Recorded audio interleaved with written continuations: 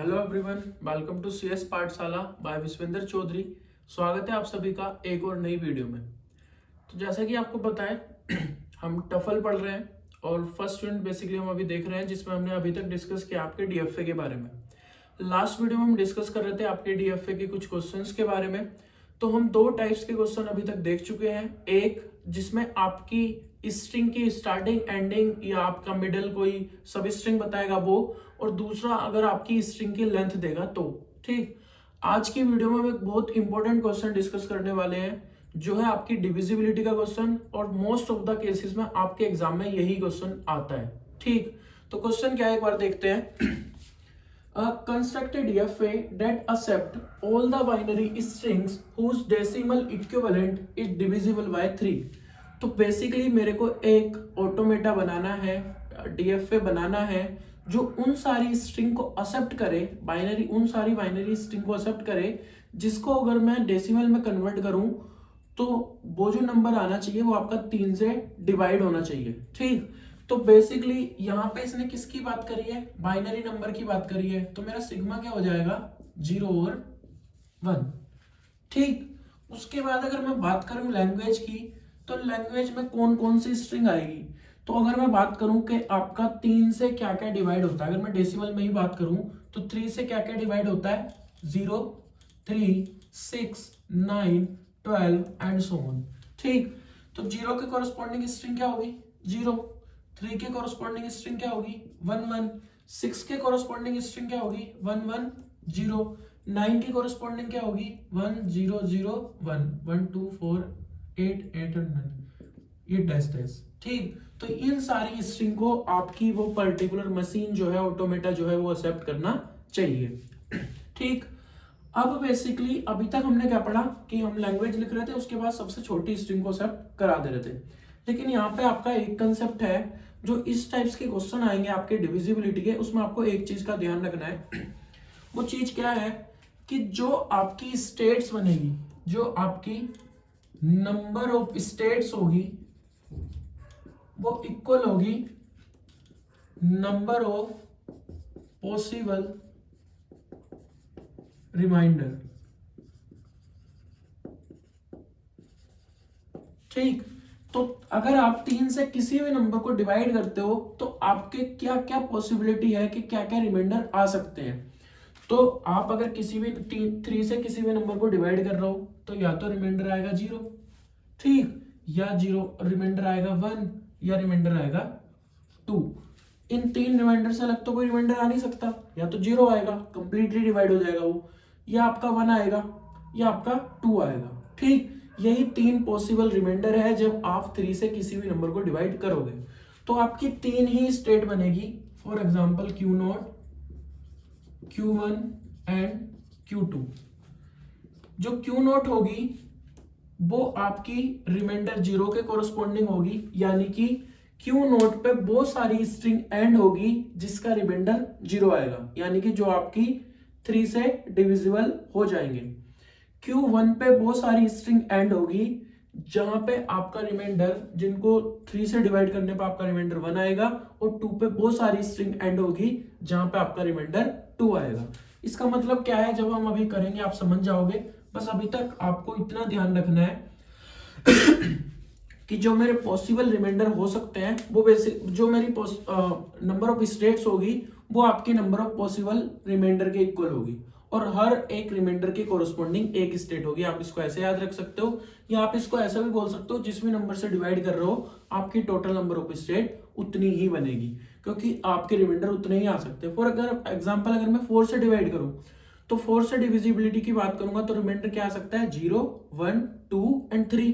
तो आपकी total state कितनी बनी, एक 0 के कोरस्पॉन्डिंग, एक 1 के कोरस्पॉन्डिंग, एक 2 के कोरस्पॉन्डिंग और एक 3 के कोरस्पॉन्डिंग, यानी कि टोटल नंबर ऑफ स्टेट कितनी बनी, 4। 5 के केस में 5 बनेगी। ठीक, अब जो मैं कह रहा हूं कि अगर रिमाइंडर 0 आ रहा है तो उसके कोरस्पॉन्डिंग आपके पास एक स्टेट है Q0। इसका मतलब है कि वो सारी स्ट्रिंग जिसके कोरस्पॉन्डिंग रिमाइंडर 0 आएगा, यानी कि जो कंप्लीटली डिवाइड होगी वो एंड होगी Q0 पे। जिसमें रिमाइंडर 1 आएगा वो एंड होगी Q1 पे, और जिसमें रिमाइंडर 2 आएगा वो एंड होगी Q2 पे। ठीक, बस ये कंडीशन आपको ध्यान में रख के आपका डायग्राम बनाना है। अब मुझे पता है मेरी कितनी स्टेट बनेगी, Q0, Q1 एंड Q2। मुझे स्टार्टिंग में पता चल गया कि मेरी 3 स्टेट बनेगी इस पर्टिकुलर डायग्राम के अंदर, और मेरी ये हो गई इनिशियल स्टेट। ठीक, अब मुझे क्या एक्सेप्ट कराना है? मैंने बोला था जब आपकी इनफाइनाइट लैंग्वेज हो तो आप सबसे छोटी स्ट्रिंग को सबसे पहले एक्सेप्ट कराते हो। तो क्या एक्सेप्ट कराना है आपको? 0। क्या एक्सेप्ट कराना है? 0।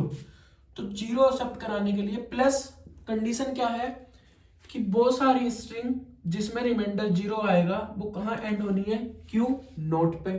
ठीक, तो यानी कि आपका 0 तो कंप्लीटली डिवाइड हो रहा है, ये जितनी भी स्ट्रिंग है, ये आपकी कंप्लीटली डिवाइड है। रिमाइंडर इनके केस में क्या आएगा? 0। यहाँ भी रिमाइंडर 0, यहाँ भी रिमाइंडर 0, यहाँ भी रिमाइंडर 0, यहाँ भी रिमाइंडर 0, क्योंकि सारी आपकी कंप्लीटली डिवाइड हो जाएगी 3 से। तो इन सारी स्टेट्स को आपको कहाँ पे एंड करना है? Q0 पे। तो यानी कि आपका 0 कहाँ एंड होगा? Q0 पे। तो आपने 0 का यहाँ पे लूप लगा दिया। ठीक, सेल्फ लूप। अब नेक्स्ट स्ट्रिंग क्या एक्सेप्ट करानी है आपको? 1 एंड 1। तो एक 1 से आप यहां चले गए और एक 1 पे फिर से आप यहां पे आ गए, तभी आपका एक्सेप्ट होगा।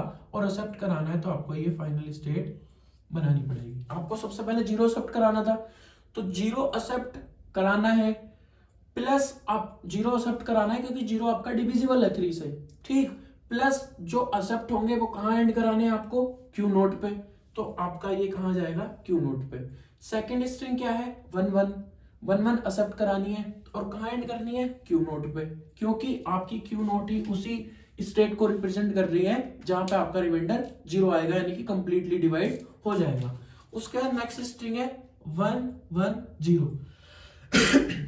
तो 1 1 0 ये आपकी ऑलरेडी एक्सेप्ट हो गई।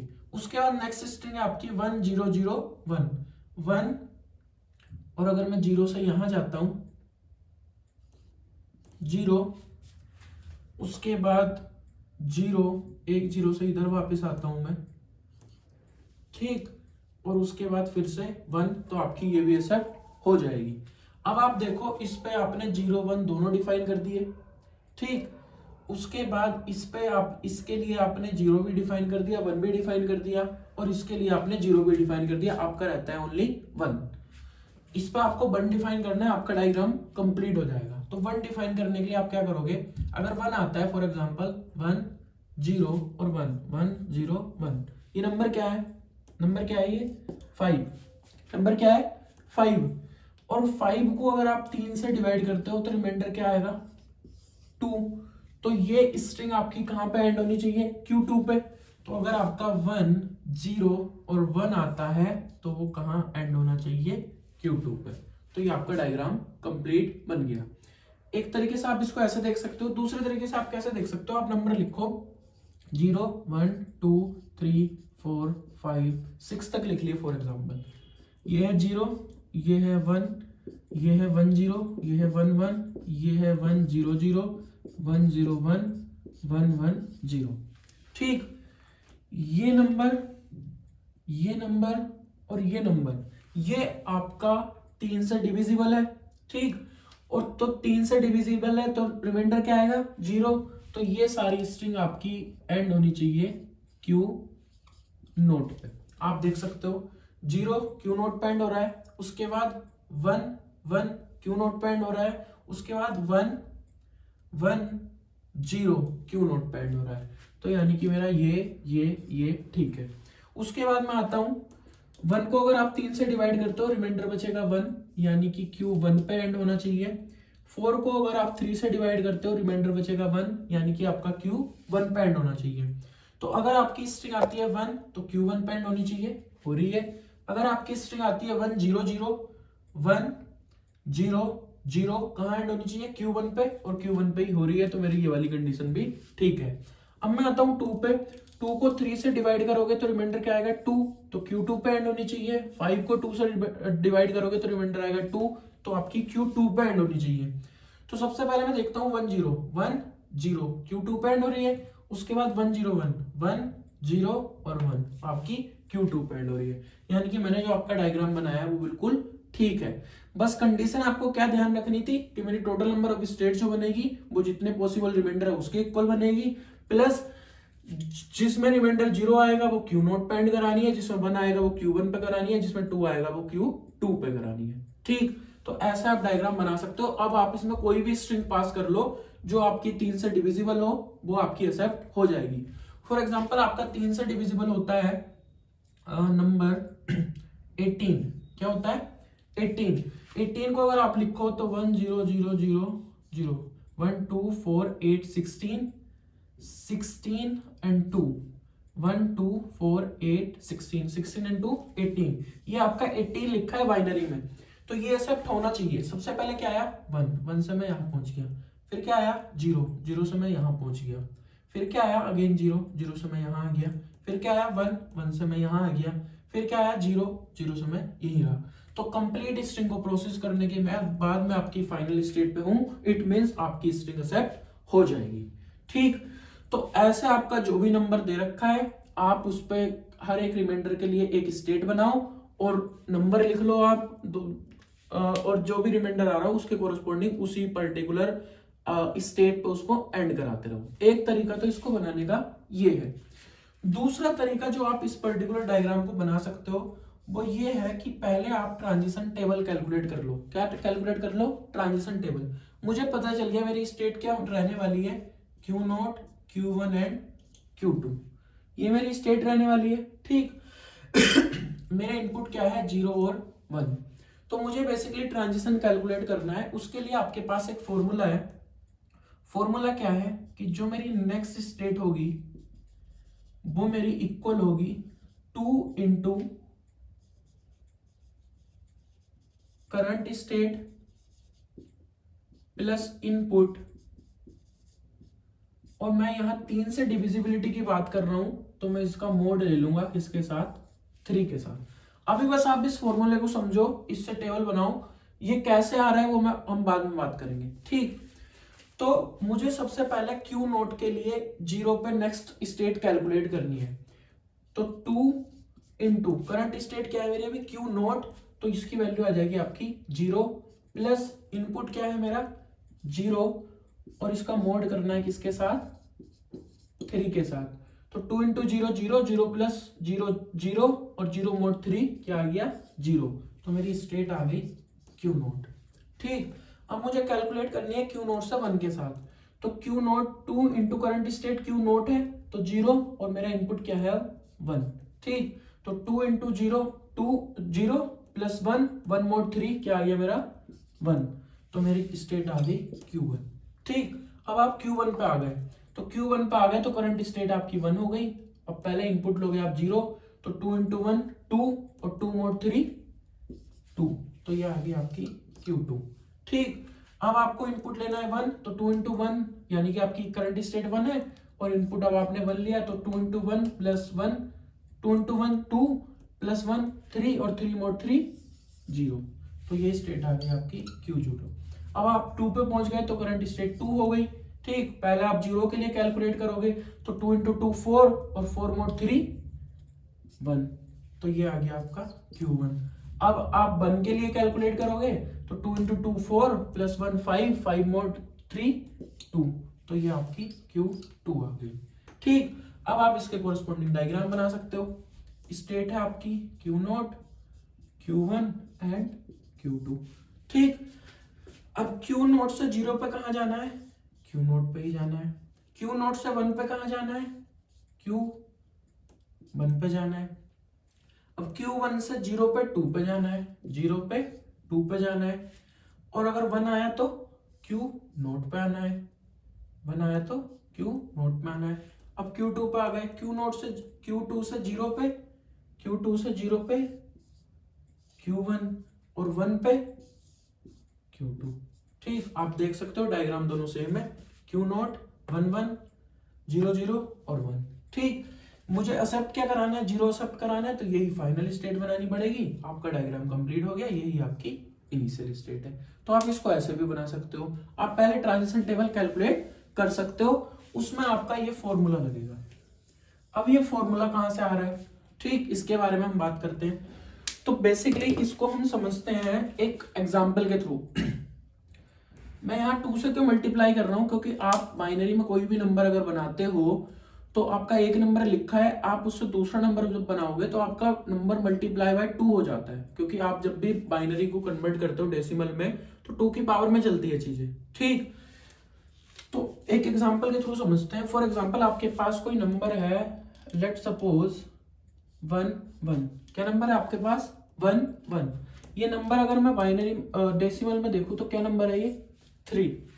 अब अगर मुझे इस 3 में यहाँ पे कुछ ऐड करना है तो या तो मैं 0 कर सकता हूं या मैं 1 कर सकता हूं, बाइनरी नंबर है क्योंकि, तो उससे आपका नया नंबर बनेगा।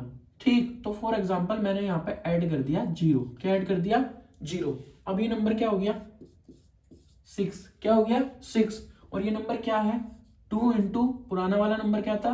3 प्लस मैंने जो आपका यहाँ पे इनपुट दिया, क्या दिया? 0, तो ये क्या आ गया? 6। अगर मैं यहाँ पे 1 ऐड करूं, क्या ऐड करूं? 1, तो नंबर क्या बनेगा ये? 2 इंटू 3, यानी कि 2 इंटू पुराना वाला नंबर प्लस जो मैंने इनपुट दिया 1, यानी कि 2 इंटू 3 प्लस 1 7, और ये नंबर भी क्या है? 7। तो बेसिकली जो आपका नया नंबर बन रहा है ना पुराने नंबर से, वो 2 से मल्टीप्लाई हो रहा है प्लस जो आप इनपुट दे रहे हो वो है, तो उसके बेसिस पे मैं आपकी नेक्स्ट स्टेट कैलकुलेट कर सकता हूँ। मोड 3 में यहाँ पे इसलिए ले रहा हूँ क्योंकि मैं 3 से डिविजिबिलिटी की बात कर रहा हूँ। ठीक, तो इस फॉर्मूले का यूज करके आप ये टेबल बना सकते हो। अब आप ये भी भूल जाओ और ये भी भूल जाओ। फॉर एग्जांपल आपको कुछ भी याद नहीं है, आपको क्या याद रखना है बस कि अगर मैं 3 से डिविजिबिलिटी की बात कर रहा हूं तो आपकी 3 ही स्टेट बनेगी, Q0, Q1 एंड Q2। ठीक, अगर मैं 4 से डिविजिबिलिटी की बात कर रहा हूं तो मेरी 4 स्टेट बनेगी, Q0, Q1, Q2, Q3। अगर मैं 5 से डिविजिबिलिटी की बात कर रहा हूं तो मेरी 5 स्टेट बनेगी, Q0, Q1, Q2, Q3, Q4। इतना तो याद रख सकते हो, जिससे डिवाइड करना है उतनी स्टेट बनेगी। अब मैं इस टेबल की बात करता हूं। फॉर एग्जाम्पल मैंने बोला 3 से डिवाइड, तो 0 1 होगा आपका इनपुट और स्टेट बनेगी आपकी 3, Q0, Q1 एंड Q2। अब आपको नंबरिंग लिखनी है बस, Q0, Q1, Q2, 3 ही स्टेट है, फिर से Q0, Q1 एंड Q2। ये आपकी इसी के इक्वल है, सेम है बिल्कुल। तो अगर आपको कुछ भी याद नहीं है, आपको डायरेक्ट बनाना है, तो आप डायरेक्टली काउंटिंग लिख सकते हो। फॉर एग्जांपल आपसे बोला 4 से डिविजिबिलिटी, तो 4 से डिविजिबिलिटी में मेरी स्टेट बनेगी Q0, Q1, Q2 and Q3। Total 4 state बनेगी, 0 और 1 होगा, Q0, Q1, Q2, Q3, Q0, Q1, Q2, Q3। ये आपका डायग्राम बन गया, वो ट्रांजिशन टेबल बन गई। इसके कोरस्पॉन्डिंग आप डायग्राम बना ही सकते हो। जो आपकी इनिशियल स्टेट होगी वही आपकी फाइनल स्टेट होगी डिविजिबिलिटी के केस में, क्योंकि आपको 0 भी एक्सेप्ट कराना है। ठीक, अब आप Q0 से 0 पे Q0 पे चले जाओ, 1 पे Q1 पे चले जाओ, आपकी टेबल बन जाएगी।